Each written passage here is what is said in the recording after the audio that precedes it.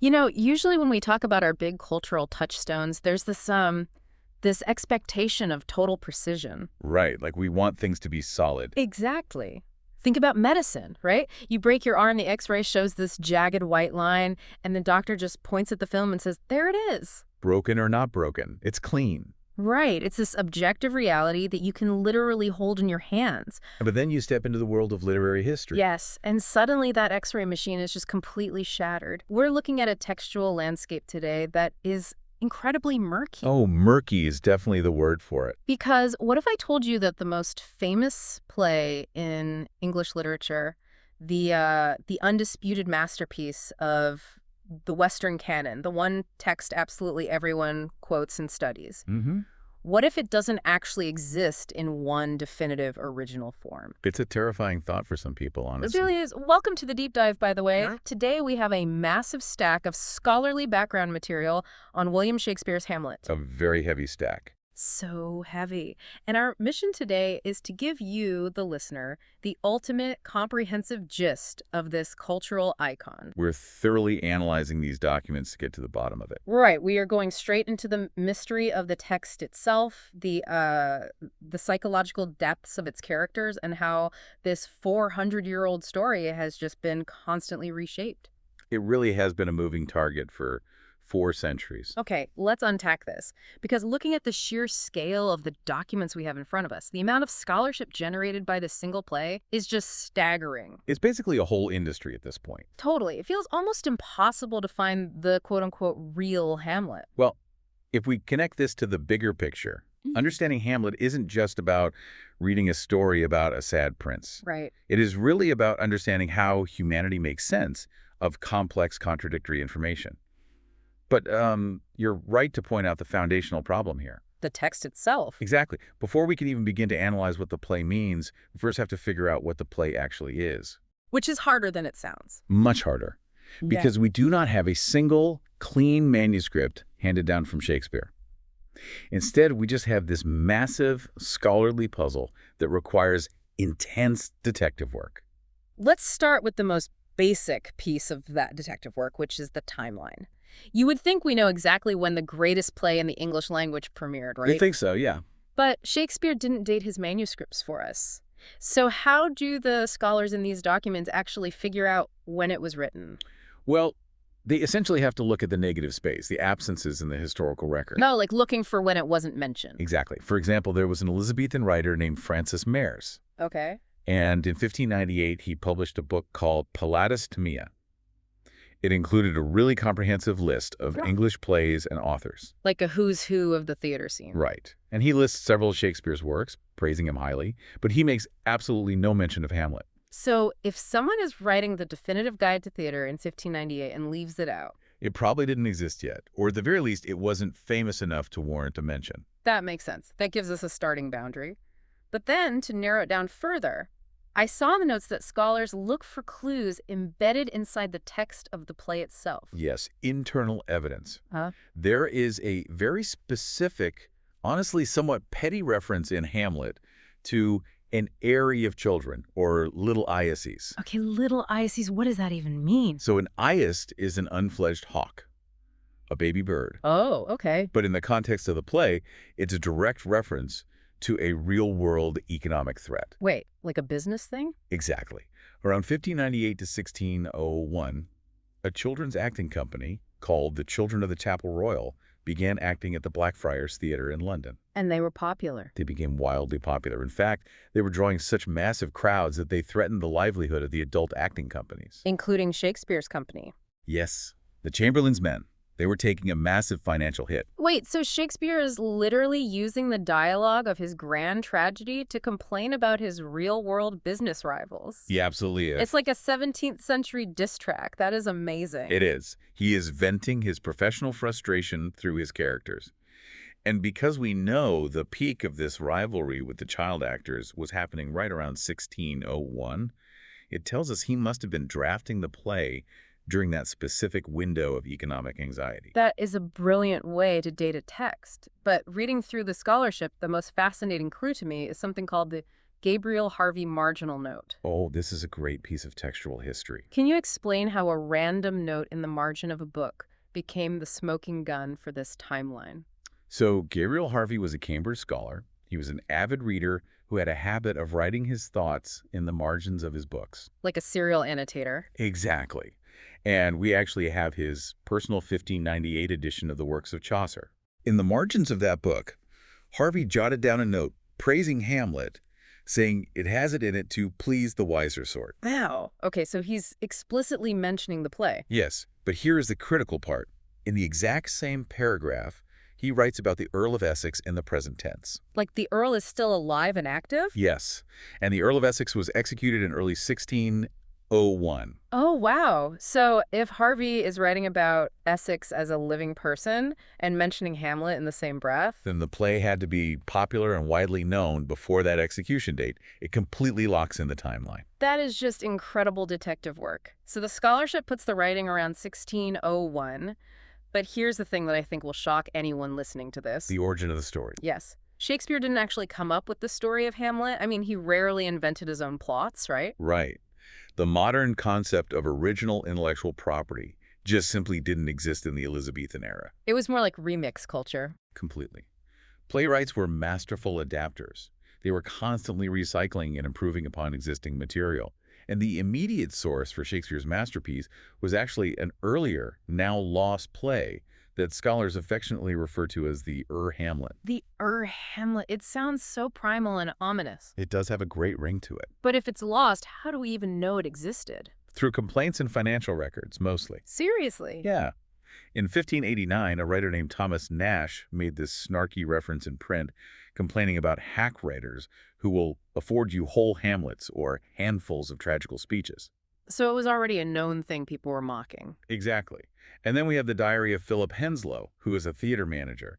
He recorded a performance of a play called Hamlet in 1594. Okay, so that proves it was being staged. Yes, but what is telling is that the ticket cost a mere 8 shillings. 8 shillings, let me guess, that wasn't exactly blockbuster pricing. Not at all. It suggests it was an older, perhaps somewhat clunky revenge thriller that had been running around London for a while, just making a modest profit. And even that Hamlet wasn't an original story, was it? No, it traces back centuries earlier. It comes from Scandinavian folktales recorded by a 12th century Danish historian named Saxo Grammaticus. Saxo Grammaticus, that is a name. It is. And then, in the 1570s, a French writer named Belforest adapted Saxo's version into French. So the author of the Hamlet likely borrowed from the French translation. Yes, and Shakespeare borrowed from the Hamlet. It's a chain of adaptation. Okay, so if you're listening to this and wondering where Shakespeare's actual genius lies, that's a fair question, right? It's a very common question. If he is just rewriting a French translation of a Viking legend of an older play, what did he actually do? Well, he kept the architectural bones of the story. The fratricide, the incest, the prince feigning madness, all that was in the source material. Right, the plot points. But he completely revolutionized the internal psychological landscape. In the older Viking tales, there is no mystery. Everyone knows who the killer is immediately. Yes, and the hero's journey is purely about overcoming physical obstacles to get his revenge. Shakespeare stripped away that certainty. He added the doubt. He introduced crippling doubt. He injected the protagonist with paralyzing psychological melancholy. And the documents trace that melancholy back to very specific philosophical works he was reading at the time, right? Yes. The scholarship highlights 2 massive influences. First, a 1586 medical and psychological book by Timothy Bright called A Treatise of Melancholy. What did that book argue? Well, in the Elizabethan worldview, human psychology was governed by physical fluids called humors. Melancholy was thought to be an excess of black bile, Which causes what, exactly? deep depression, lethargy, and an overactive dark imagination. Shakespeare heavily lifted Bright's clinical descriptions of melancholy and applied them directly to Hamlet. So he's basically giving Hamlet a clinically accurate, for the time, depressive disorder.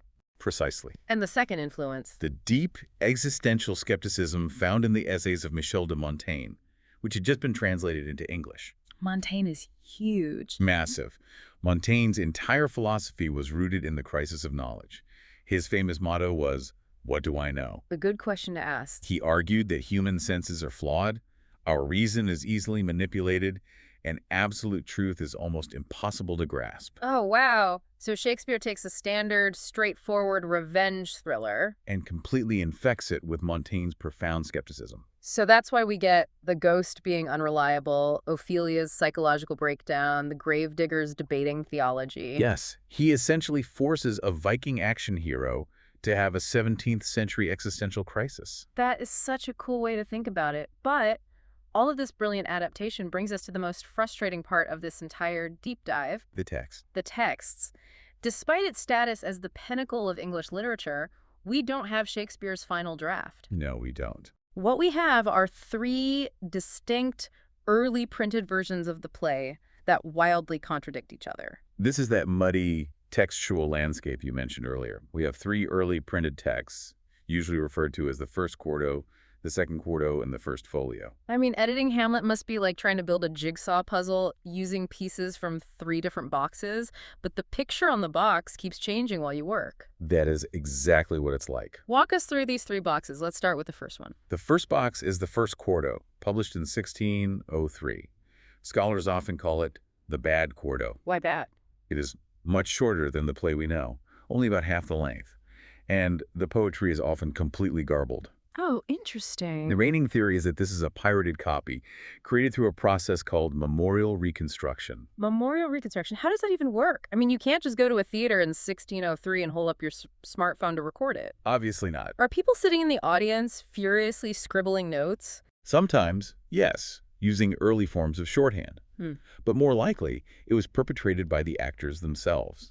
Wait, the actors pirated their own play? Imagine a couple of actors who had played minor roles in Hamlet, say the guards, Marcellus and Bernardo. Okay.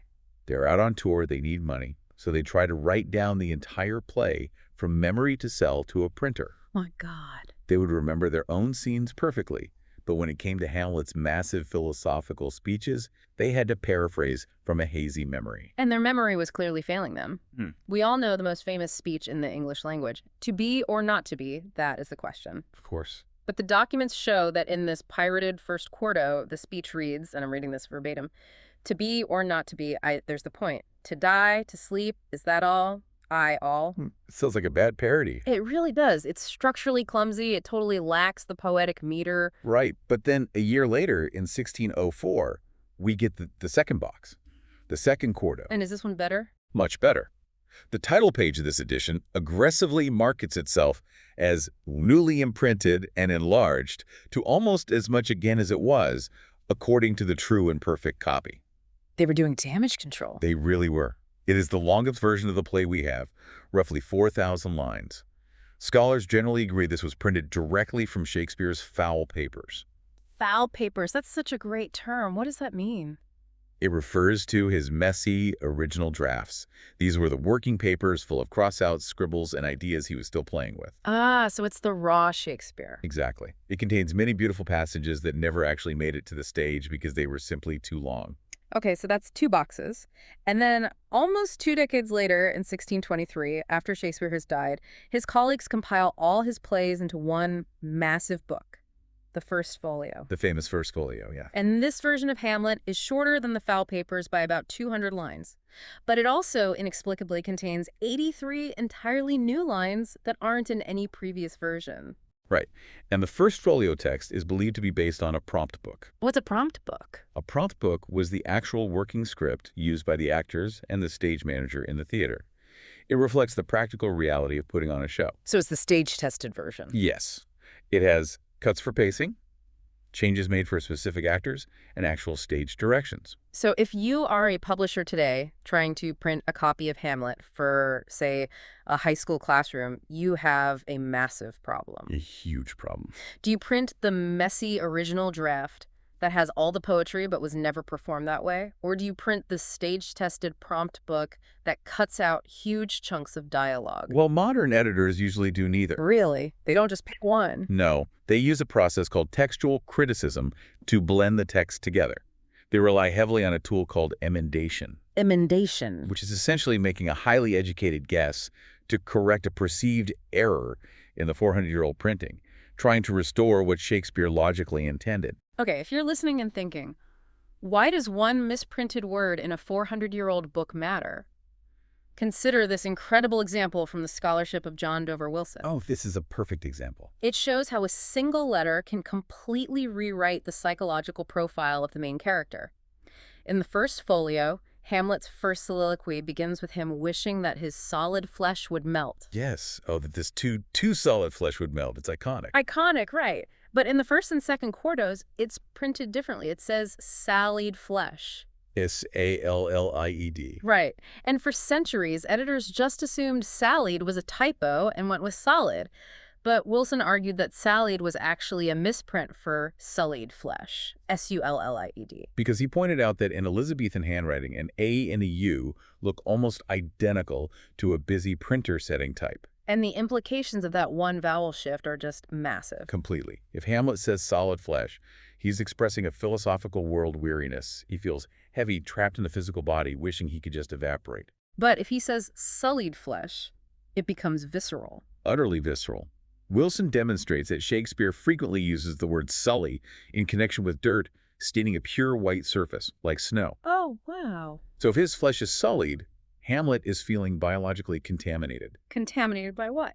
He's looking at his mother's hasty, incestuous marriage to his uncle, and he feels personally befouled by it because he shares her blood. So it shifts the entire reading of the speech from general depression to profound disgust at his own biology. Exactly.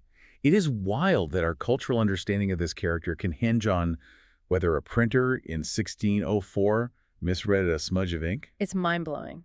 And because the physical text is so unstable, the meaning of the play itself becomes a moving target. We really can't definitively say what the play means until we explore the traditions it's operating in. Right. Is it a revenge thriller, a theological debate, or something else entirely? Well, we have to start with the revenge aspect, because Yeah. that is the explicit framework Shakespeare inherited. Right, the revenge tragedy genre. The Elizabethan revenge tragedy was phenomenally popular.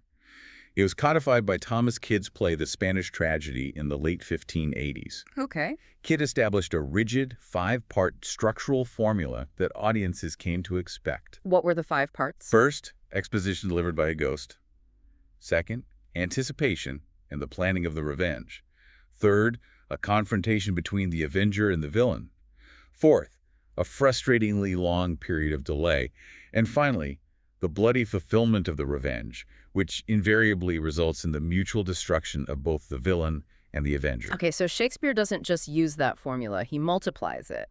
Reading through the analysis, it's startling to realize there isn't just one revenge plot in Hamlet. There are 4 parallel revenge plots operating simultaneously. A thematic house of mirror. It really is. You have the primary plot, Hamlet commanded to avenge his father against Claudius. Right. Then you have Laertes, who comes back to Denmark, vowing to avenge his father, Polonius, whom Hamlet accidentally killed. That's true. You have young Fortinbras, the Prince of Norway, raising an army to invade Denmark to avenge his father, who was killed years ago by Hamlet's father in combat. 3. And then, nested right in the middle, you have a play within a play, where a fictional character named Pyrrhus slaughters King Priam to avenge his father.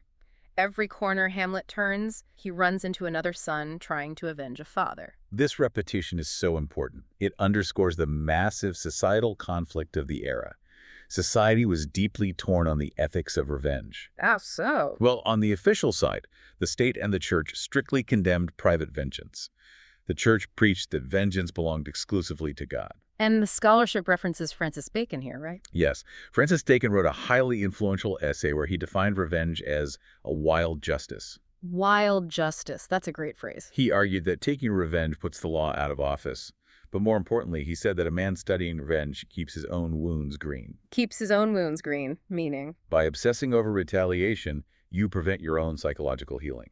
Right, but practically speaking, the social code of honor demanded the exact opposite, didn't it? Exactly. If a nobleman's father was murdered, and he did nothing, he would be viewed as a coward.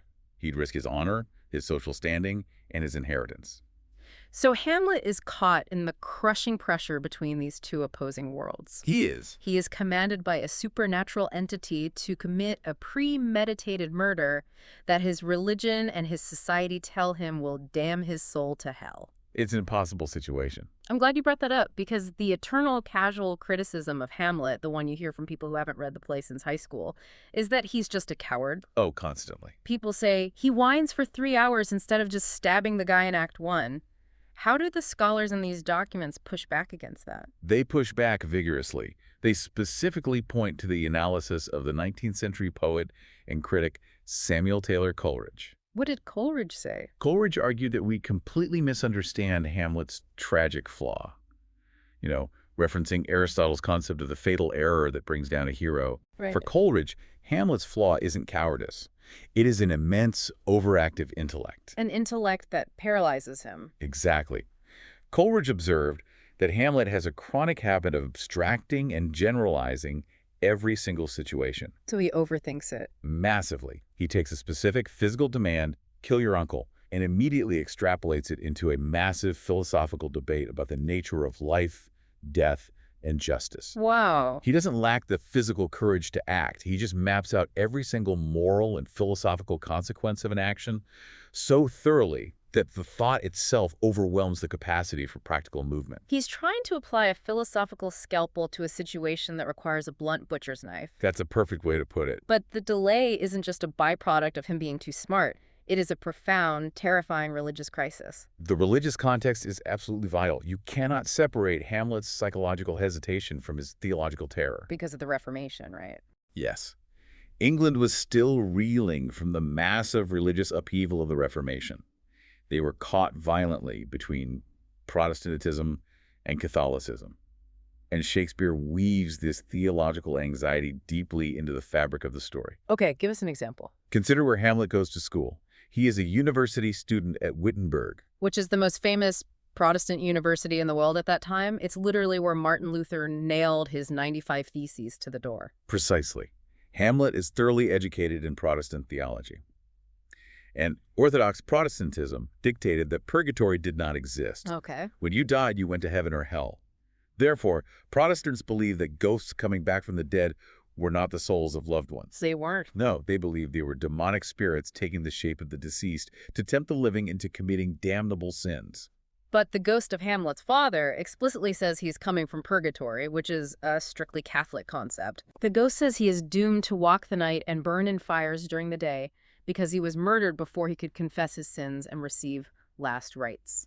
Imagine the cognitive dissonance for Hamlet. The good Protestant student is being given commands by a distinctly Catholic ghost. Oh, wow. I never thought about that clash. If his Protestant education is correct, the ghost is a demon in disguise. If he obeys the demon and murders the king, Hamlet will be condemning his own soul to eternal torment. That theological terror totally reframes the most frustrating scene in the play for me. The prayer scene. The prayer scene. Hamlet finally gets the perfect opportunity. Claudius is totally alone, on his knees with his back turned. Hamlet draws his sword, and then he just stops. For years, I just thought he was making another excuse. Look at the theological reasoning he uses, though.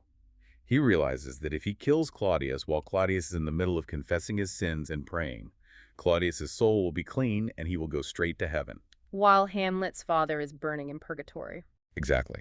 His father was murdered in his sleep, his sins unconfessed, and is suffering terribly. Sending the murderer to heaven while the victim burns in purgatory would be a terrible revenge. Right. It's almost hilariously twisted. It really is. He spares the guy not out of mercy, but because he wants him to suffer more later. His religious intellect prevents the violent action, but Shakespeare immediately undercuts this with a devastating piece of dramatic irony. What happens? As Hamlet walks away, Claudius speaks.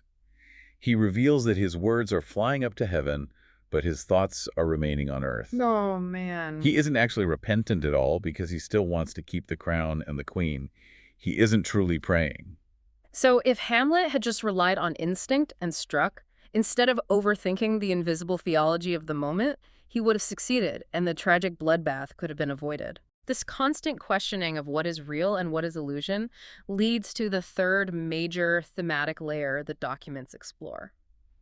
If this isn't just a revenge play, and it isn't just a religious crisis, it is deeply concerned with the nature of acting itself. It's pure meta-theater. The entire play is obsessed with the mechanics of the theater.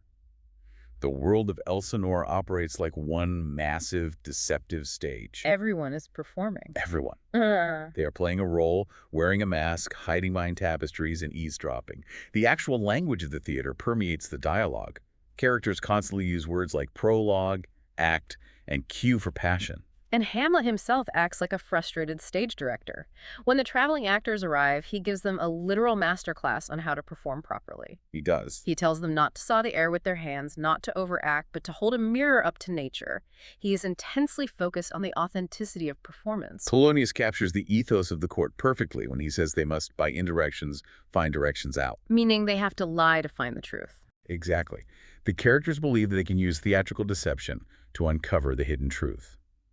Hamlet decides to feign madness, to put on an antic disposition, acting the part of a lunatic to buy himself time and observe his enemies without them suspecting his true motives. While Claudius is putting on the elaborate mask of a grieving brother and a benevolent, confident king. Right. But the ultimate expression of this metatheater is the play within a play. Ah, yes. Hamlet needs proof that the ghost isn't a demon, so he decides to use art to test reality. He stages a play called The Murder of Gonzago, and he alters the script so that the fictional murderer precisely mirrors the way the ghost claimed Claudius killed him, pouring poison into the ear of a sleeping king. And he figures that if Claudius watches this highly specific fiction and flinches or reveals guilt, then the ghost was telling the truth. The play's the thing wherein I'll catch the conscience of the king. Exactly. He is literally testing whether a fictional construct can force real-world truth into the light. It is a breathtaking claim by Shakespeare about the power of his own medium. It is. He is arguing that the artificial constructed world of the stage is actually the most potent tool humanity has for exposing the deeply hidden, hypocritical realities of human nature. Art strips away the social masks. But the irony is that while theatricality succeeds in exposing the truth, Claudius panics and stops the play, it completely fails to fix the world. No, it just makes things worse. Knowing the truth doesn't solve Hamlet's problem. It just accelerates the paranoia and pushes everyone closer to the tragic climax. True. And if Hamlet's primary method is acting, his primary weapon is definitely language. He fights with words. But the scholars emphasize that in Elsinore, words are just as slippery and unstable as the varying editions of the text itself. Language is a constant battleground in this play, and the characters are acutely aware of its limitations. There's a profound debate running through the text about the actual value and reliability of words. Where do we see that? Well, when Polonius approaches Hamlet reading a book and asks him what he's reading, Hamlet coldly replies, "Words, words, words." He is dismissing them as hollow, meaningless vessels. But at the same time, he's a virtuoso at weaponizing those hollow vessels. Oh, absolutely. He uses puns and deliberate misunderstandings to run rhetorical circles around everyone else. Think about his very first line in the play. Right, with Claudius. Claudius is trying to project the image of a loving, blended family, and he says to Hamlet, "How is it that the clouds still hang on you?" Calling him my son. And Hamlet snaps back, "Not so, my lord. I am too much in the sun." He's playing on the spelling S-U-N versus S-O-N. He takes Claudius's fake affection, turns it into a sarcastic pun about being thrust out into the glaring public spotlight of the court, and throws it right back in his face. It's a brilliant defensive use of language. But we also see the terrifying, destructive side of language when it breaks down. With Ophelia. Yes. The documents draw a stark contrast between Hamlet's linguistic mastery and Ophelia's linguistic collapse. When Ophelia descends into genuine madness, her speech completely fractures. Right, she just sings. She speaks in fragments, disjointed thoughts, and snippets of old folk songs. The scholarship points out something really chilling about how the court reacts to her madness. It says her unshaped speech moves the hearers to botch the words up to fit their own thoughts. Because her words lack definitive, structured meaning, they become a linguistic inkblot test. Wow, an ink blot test. The listeners project their own immense guilt, fears, and political suspicions onto her broken sentences. The void of her language forces the corruption of the court to the surface. If Ophelia represents the breakdown of language, Claudius represents its absolute manipulative peak. Oh, his rhetoric is incredibly polished. The analysis of Claudius's very first speech in Act 1 is fascinating. He has just murdered his brother, usurped the throne from the rightful heir, married his sister-in-law, and the country is facing an imminent military invasion. The tension in the room must be suffocating. Totally. He has to use language to completely pacify the court. And he executes it flawlessly. He buries the violent, illegal reality of his usurpation under a thick, suffocating blanket of communal grief. How does he do it? He begins by focusing entirely away from his own ascent to power, talking sorrowfully about our dear brother's death and how the whole kingdom should be contracted in one brow of woe. Notice his use of the royal we and our. He is forcefully binding the entire court into complicity with his actions. And he uses this incredibly slick rhetorical trick of pairing opposites. He talks about marrying Queen Gertrude with defeated joy. He says he has an auspicious and a dropping eye, mixing hope and weeping. Mirth in funeral and dirge in marriage. Yes, he's equating delight and sorrow so smoothly, balancing them in these perfectly structured sentences, that he's essentially hypnotizing the court. He really is. He's telling them, look, we're all sad, but we also have to be happy for the stability of the state, so let's all just accept this contradiction and move on. It is a masterclass in using balanced syntax to conceal profound moral imbalance. And Shakespeare highlights this theme of deceptive dualities by obsessively using a specific rhetorical device called hendiades. Okay, this was a new concept to me, but the documents explain it so well. It's a very specific linguistic tool. Right, and using hendiades is like looking through glasses with the wrong prescription. You know that feeling when you put on someone else's glasses and suddenly everything is doubled, but it's slightly off-kilter, making you feel instantly dizzy and uneasy? That analogy captures the effect perfectly. That is exactly what hendiades does to language. Explain what it actually is structurally. Hendiade comes from Greek, meaning 1 through 2. It is a figure of speech where you express a single complex idea by using two nouns connected by the word and, rather than using a standard adjective and a noun. Give us an example. So instead of saying a furiously loud sound, you say sound and fury. And the scholars note that Shakespeare uses this device an astonishing 66 times in Hamlet. 66 times. It is an obsession. The characters constantly split concepts into two. They talk about the shot and danger of desire instead of dangerous shots. They talk about the age and body of the time, or a mind divided from herself and her fair judgment. Why use it so much? What is the cumulative effect on the listener? It creates a subtle, persistent atmosphere of disconnection and unease. Things that should be unified are artificially split apart. It makes the language feel disjointed. It's unsettling. Very. This linguistically mirrors the physical and moral reality of Elsinore, a place where nothing is quite what it seems, where every truth has a shadow, and where outward appearances are entirely disconnected from inner reality. It's not just the structure of the sentences that creates that unease either. It is the actual vocabulary. Yeah. The imagery in this play makes you feel like you need to wash your hands after reading it. Oh, the disease imagery, yes. The documents heavily cite Carol Ann Spurgeon's landmark analysis of the play's imagery. What did she find? She demonstrated that the language of Hamlet is fundamentally sick. She trapped a massive cluster of images revolving around physical disease, ulcers, tumors, and rotting flesh. Right. Hamlet talks about his mother's actions as a blister on the fair forehead of an innocent love. Claudius refers to Hamlet as a hectic in my blood that must be cured. They constantly talk about corruption mining all within, infecting unseen. Spurgeon argues that this vocabulary of physical illness is the mechanism Shakespeare uses to express the moral rot of Denmark, right? Precisely. The state itself is conceptualized as a diseased body, suffering from an internal tumor that is quietly poisoning everything around it. And of course, the literal catalyst for this metaphorical disease was poison poured directly into the old king's ear. So we have this incredibly toxic, manipulative public world where language is used to hide disease. That suffocating public reality creates a desperate, almost claustrophobic need for private truth. Which brings us to the soliloquies. Exactly. Which brings us to the most revolutionary part of the play, the inner life. Here's where it gets really interesting, because to show that private truth, Shakespeare basically invents a new way of depicting human consciousness through the soliloquies. Soliloquies were not a new invention, of course. In older morality plays, villains would frequently step forward to the edge of the stage and simply announce their evil plans or their motivations to the audience. Like, here is my evil plan. Right, very straightforward.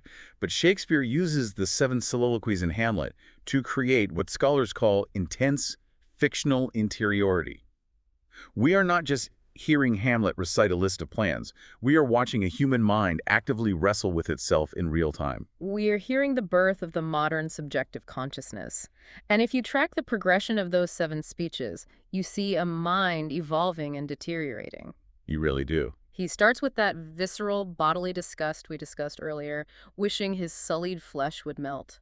But then, after he meets the traveling actors, his focus shifts inward to intense self-hatred. Yes, the, oh, what a rogue and peasant slave am I soliloquy. Exactly. He watches an actor cry real tears over a completely fictional character, Hecuba.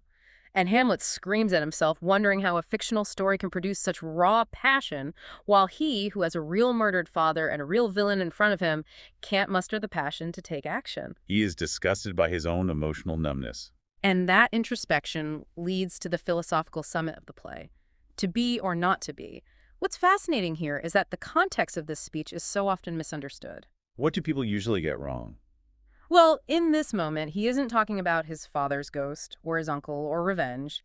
He has zoomed out entirely to debate the fundamental human struggle between passion and stoic reason. Unpack the actual argument of that speech for us, because it's not just a simple suicide note. No, it is a rigorous philosophical weighing of options. He asks whether it is nobler to passively endure the slings and arrows of outrageous fortune, to suffer stoically, or to take up arms against a sea of troubles and end them by dying. And his conclusion. He concludes that the only thing keeping humanity from choosing the peace of death is the terror of the unknown, the dread of something after death, the undiscovered country from whose bourne no traveler returns. The intellect, the pale cast of thought, turns us all into cowards because it forces us to imagine the potential horrors of the afterlife. But no matter how vast and philosophical he gets, the documents point out that his mind always gets pulled back into the gravity of one central obsession. It isn't his father's murder. No, it's not. It is his mother's incestuous marriage.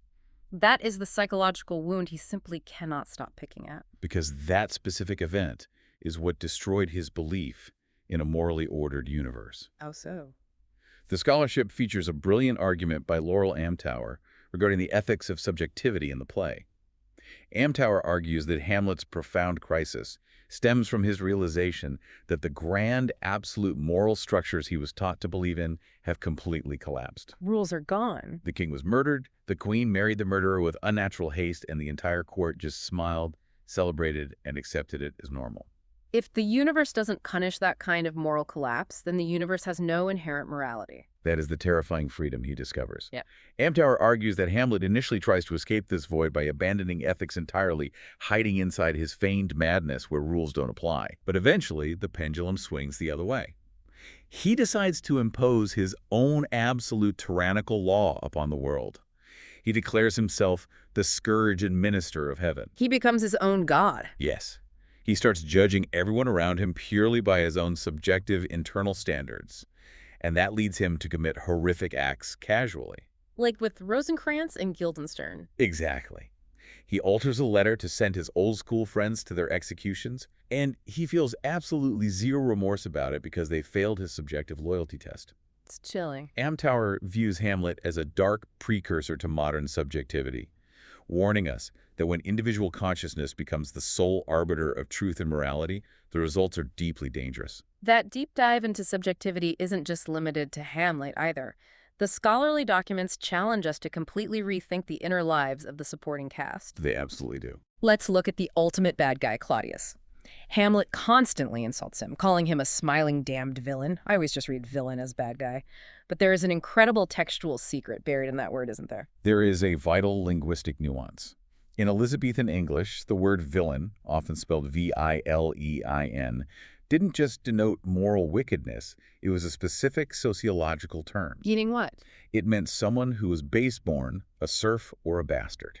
That completely rewrites the dynamic between them. It means Hamlet's rage isn't just about the murder, it is fueled by intense class resentment. Yes. Hamlet is a true-born noble prince, the rightful heir. He has been displaced by a man he views as a weed, a fundamental inferior, a figurative bastard who polluted the royal bloodline. And the Elizabethans heavily associated the concept of bastardy and base birth with the ruling passion of envy. Claudius is interpreted not just as a greedy king, but as a man driven by a desperate, envious need to legitimize his own inherent inferiority at the expense of his betters. It makes his polished public rhetoric look like a fragile shield hiding deep-seated class insecurity. Absolutely. And what about the characters who barely get any screen time, like Osric? He's the guy with the ridiculously fancy hat who shows up right at the end to invite Hamlet to the fatal fencing match. In every movie adaptation, he's just treated as comic relief. The scholars argue that dismissing Osric as just a clown ignores his structural purpose. He provides vital comic tension right before the apocalyptic bloodbath of the final scene. But there's more to him than that. More importantly, he symbolizes the ultimate degradation of the Danish court. He is a hollow, fashion-obsessed courtier who uses flowery, empty words. He is exactly the kind of sycophant that Claudius has elevated to power. Osric's presence proves that the moral rot has infected the entire culture of Elsinore. Then there is Horatio, Hamlet's one true friend. I always assumed they were just old college buddies from Wittenberg. But the documents highlight some genuinely bizarre textual inconsistencies in their relationship. Horatio is a fascinating puzzle. If Horatio is Hamlet's best friend from school, why doesn't he know anything about the local drinking customs of Elsinore when he visits? And even weirder, when Hamlet talks about his dead father, Horatio says, "I saw him once, he was a goodly king." Saw him once. Right, saw him once. How is that possible if they were so close? Well, these inconsistencies often baffle directors, but textual scholars explain that once in Elizabethan phrasing can mean on a certain occasion or formerly, not necessarily a single literal time. Oh, that makes sense. However, the lack of local knowledge points to Horatio's true literary function. His primary role isn't to be a local tour guide with a detailed backstory. His function is to serve as a stoic foil to Hamlet. A mirror opposite. Precisely. Hamlet tells us exactly why he values Horatio. He says Horatio is a man who takes fortune's buffets and rewards with equal thanks. You steady? Horatio is the one man in the play who is not passion's slave.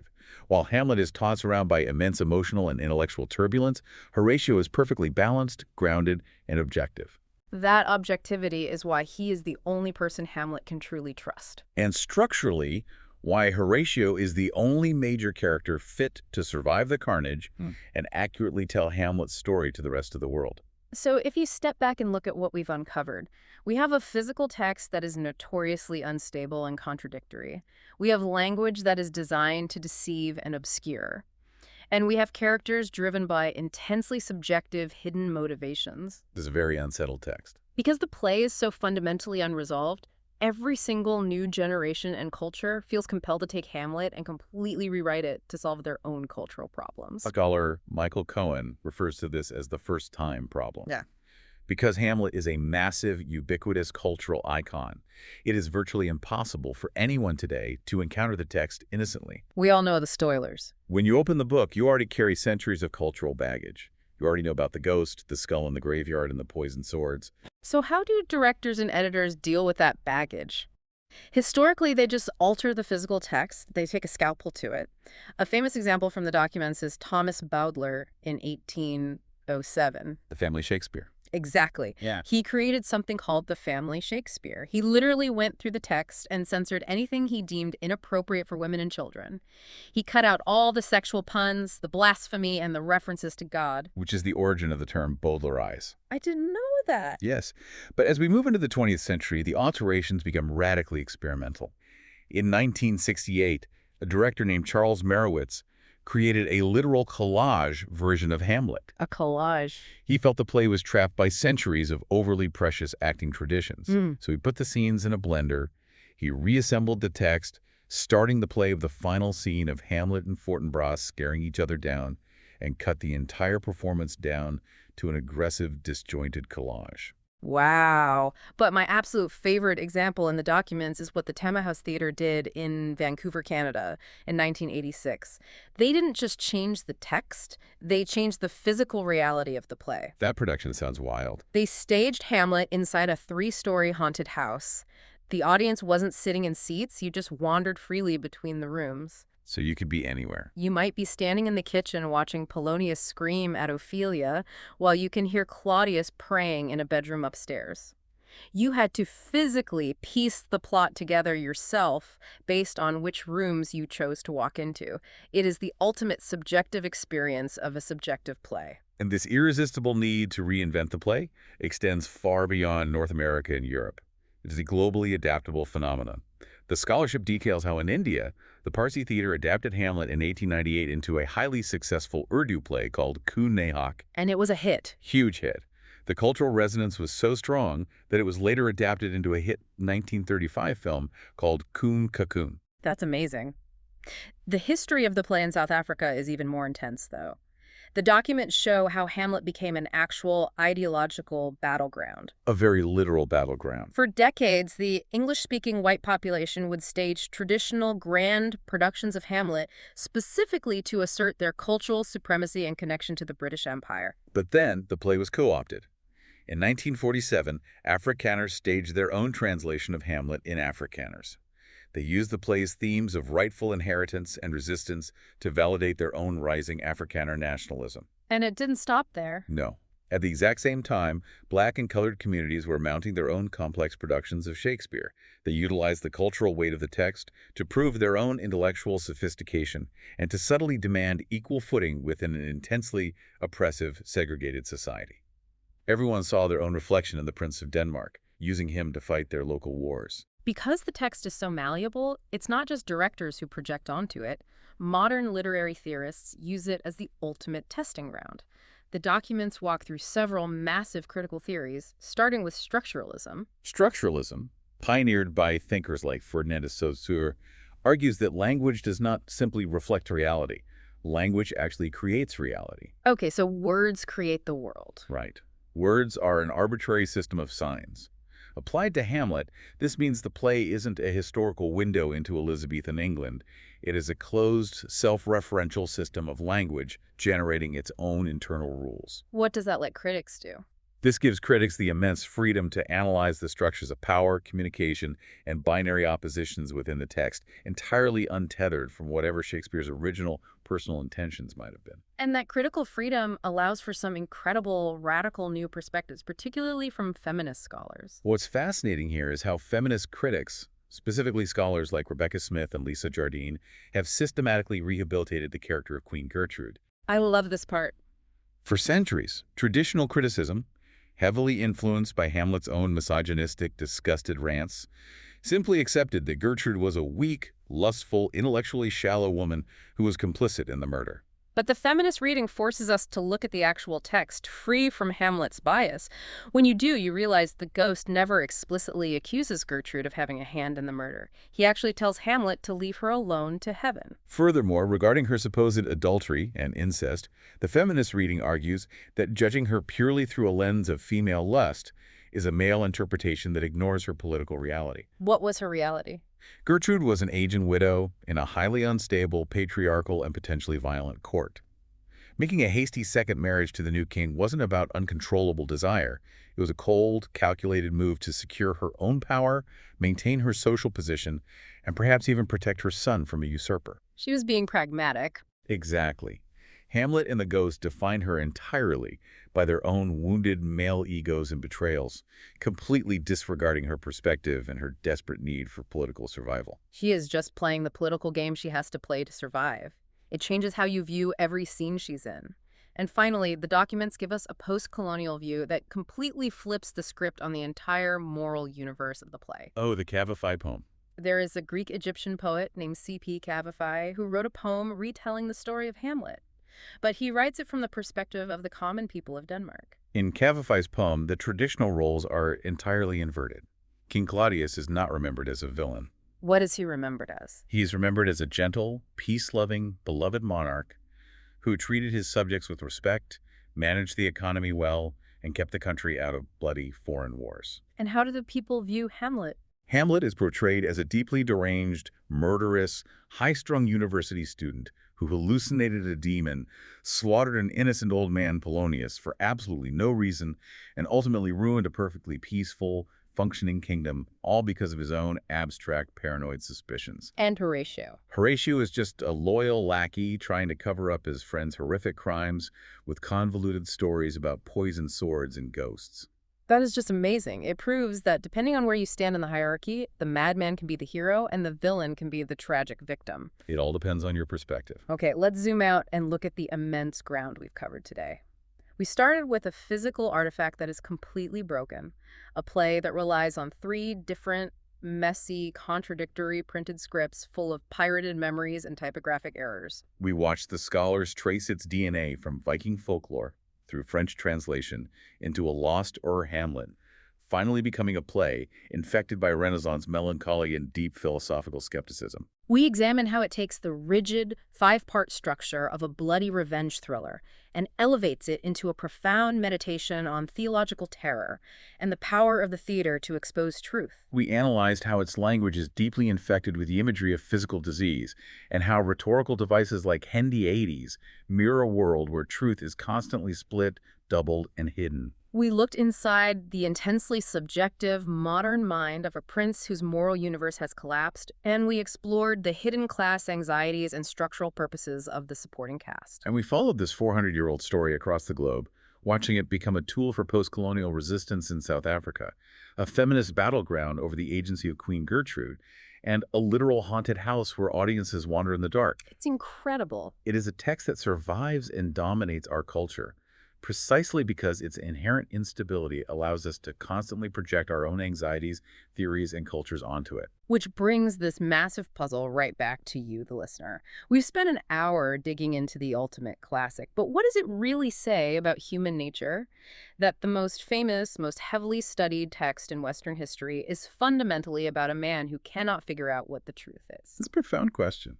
And the ultimate lingering irony is that 400 years later, despite all our modern scholarship, all our textual emendations, and all our advanced critical theories, we still can't even agree on what the actual factual text of the play is. Maybe Shakespeare's greatest trick wasn't just holding a mirror up to nature. Maybe his true genius was handing us a mirror that is perpetually shattered, asking us to cut our own hands trying to piece the reflection together ourselves.